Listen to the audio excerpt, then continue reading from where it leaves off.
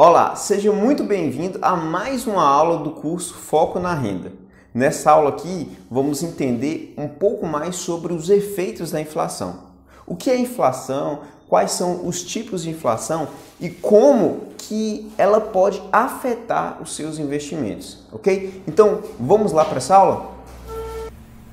Olá, seja bem-vindo a mais uma aula do curso Foco na Renda. Estamos trabalhando o módulo de planejamento financeiro, o módulo 1, e esta aula é a aula sobre os efeitos da inflação. Vamos lá?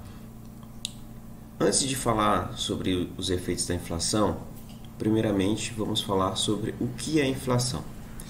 A inflação é o índice que apresenta o aumento de preço de bens e serviços. Ou seja, quando você vai ao supermercado ou algum estabelecimento, principalmente ali que vendem produtos de uma ampla escala de consumo da sociedade, aqueles produtos talvez mais básicos, aqueles produtos mais consumidos, que a população tem mais acesso, a população em geral, é percebido, é perceptível um aumento. E como calcular este aumento? Como esse aumento é calculado? Através da inflação. Então aí a gente tem dois índices basicamente que são usados para medir essa inflação. O primeiro deles é o IPCA, que é o Índice de Preços ao Consumidor Amplo. Ele é medido pelo IBGE e o IBGE mede em um determinado mês, do primeiro ao último dia, o quanto que aqueles produtos aumentaram dentro daquele período. Então, é percebido ali um aumento do preço, então o IBGE faz esse cálculo e projeta essa inflação. E aí também tem o Índice Geral de Preço do Mercado e o IGPM, medido pela FGV, ele é um índice que é mais destinado a medir coisas do mercado. Por exemplo, você vai fazer um contrato de aluguel, o que está atrelado a esse contrato geralmente é o IGPM. Então, quando se fala sobre negociações, sobre contratos, é mais usado esse último índice aí. E a inflação, o IBGE, ela mede essa inflação de acordo com a cesta de produtos. E o conjunto de bens e serviços mostrados aqui nessa tabela ao lado, o conjunto deles que é medida a inflação. Então, cada segmento desse é um segmento que a população precisa ter acesso. Então, se a gente perceber ali, a inflação, o primeiro segmento é alimentação e bebidas. Por quê? É aquilo que desde a pessoa que tem um salário mínimo ou menos, pessoas que têm 40 salários mínimos por mês, elas precisam se alimentar. Elas precisam de transporte, seja um transporte público ou seja com o seu próprio veículo, elas precisam do transporte, elas precisam de habitação, de saúde e cuidados, ou seja, todos esses segmentos, eles são medidos porque entende-se que toda a população precisa ter acesso a estes recursos. E ali o peso é maior na alimentação e bebidas. Por quê? Porque, por exemplo, o transporte, todas as pessoas precisam se locomover, mas muitos podem optar ali. Nem todos têm carro, nem todos têm um veículo próprio. Então, ou seja, é uma coisa mais restrita. E aí, quando a gente vai descendo, quer dizer que menos pessoas têm acesso a essas coisas, Muitas vezes se paga, por exemplo, a saúde particular. Muitas vezes se paga um vestuário ali mais voltado mesmo para uma coisa particular também. E aqui está o conjunto de bens e serviços que mede a inflação. Cada um deles tem um peso e essa lista, ou seja, a composição dessa cesta pode ser alterada. Dentro de alimentação e bebidas, por exemplo, tem lá arroz, feijão, tem vários itens ali dentro. Alguns itens também não estão, mesmo dentro da alimentação, alguns itens não estão presentes. Por quê? Porque entende-se que nem todos têm acesso a um determinado tipo de alimento. Talvez um alimento mais sofisticado, ele não faz parte da cesta de serviços que medem a inflação, né?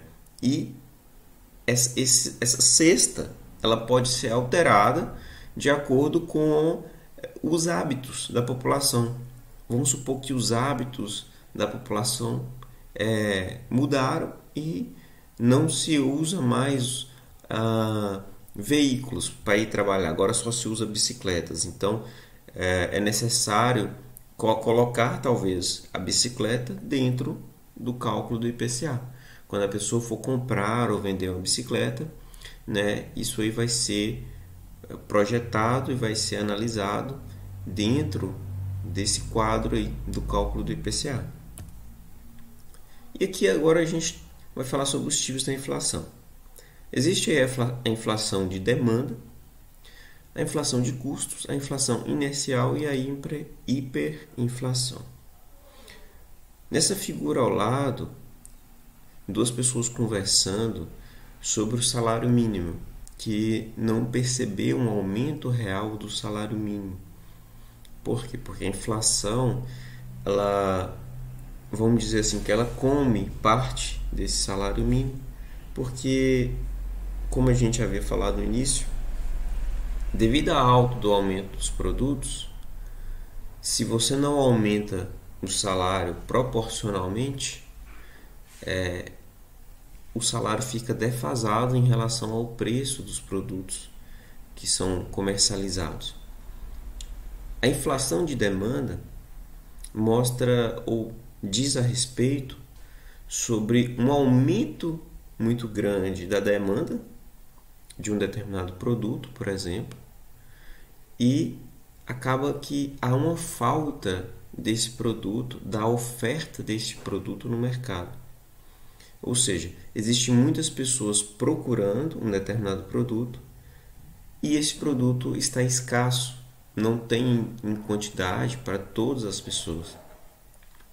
O que pode ser percebido, por exemplo, quando houve a greve dos caminhoneiros, por exemplo, no Brasil, houve falta de alguns produtos e a demanda desses produtos se manteve e foi crescente também desse aspecto, ou seja, muitas pessoas procurando produtos, principalmente alimentos e outros produtos também, e não tinha, né, esses produtos ali para serem comercializados, ou seja, houve uma alta.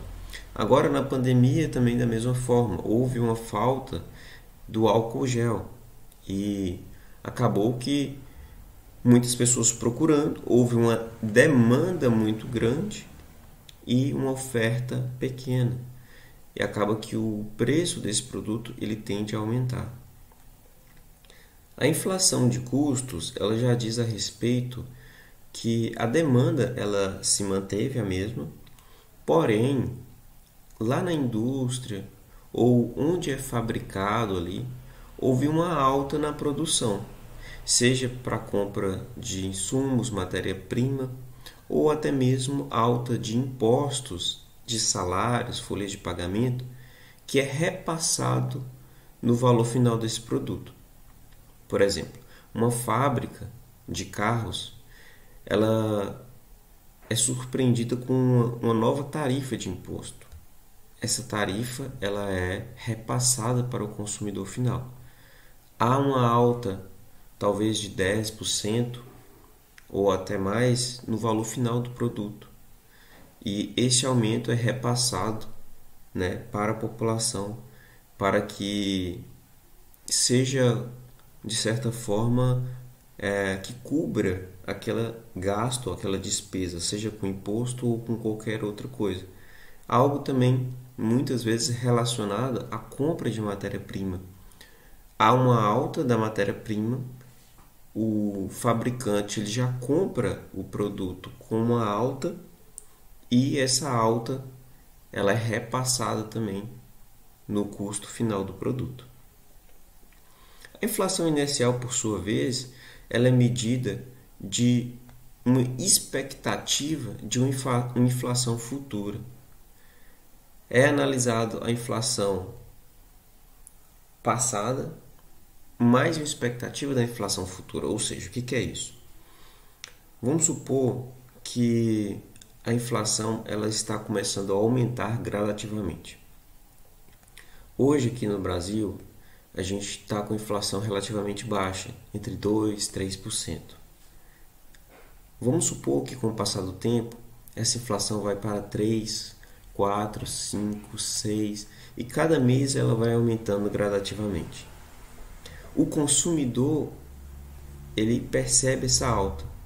Por quê? Porque as pessoas que estão fabricando e que estão comercializando os produtos, eles têm uma expectativa que a inflação vai continuar aumentando. E devido a essa expectativa de aumento, ele já coloca um valor acima do que realmente é o custo, é o aumento da inflação, ou seja, o comerciante compra um leite da indústria a R$2 e repassa esse leite a R$4.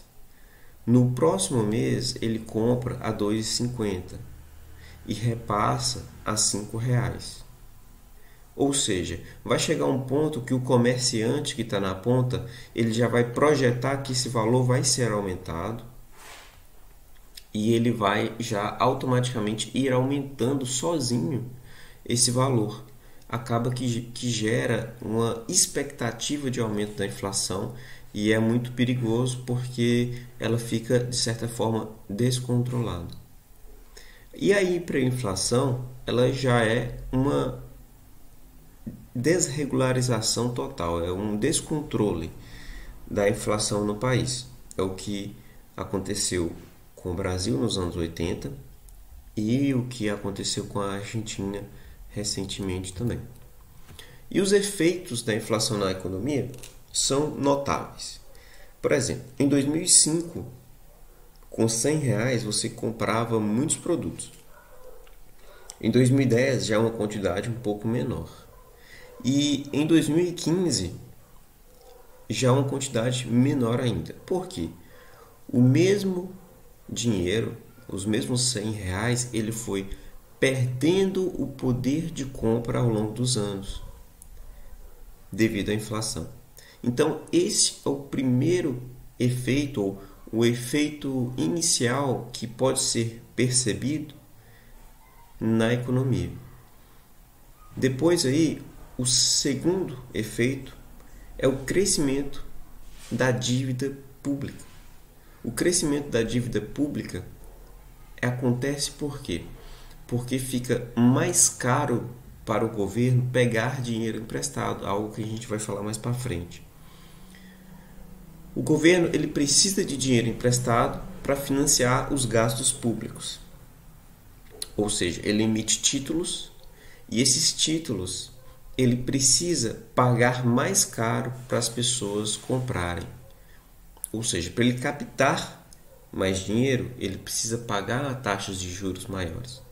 E acaba que essa dívida vai crescendo. E aí um ponto também muito interessante é a redução do rendimento real de um ativo. Por exemplo, você tem uma casa alugada. A pessoa paga R$600 por mês de aluguel. Num determinado período de tempo, essa inflação aumenta. A pessoa continua pagando R$600.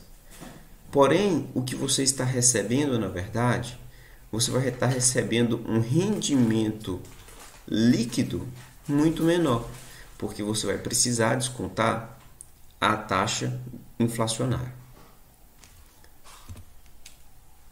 E aqui então a gente falou sobre inflação e sobre os efeitos da inflação.